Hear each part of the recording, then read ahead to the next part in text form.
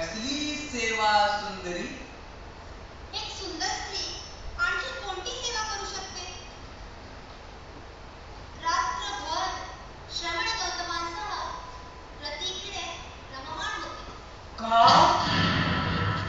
रती क्रीडेत रममाण? रती क्रीडेत रममाण? रमण रमणी रममाण. पण गौतम तर भगवान आहेत ना? पण त्यांना हे मन आहे आणि छे छे, हे खोटे आहे, निखारच असत्य आहे. यात असत्याचे काय? एक तपस्विनी खोट्या कशाला सांगेल? हो बंधू, आणि एखादी स्त्री स्वतःहून आपल्या चारित्र्यावर शिंतोडी का उडवून देईल?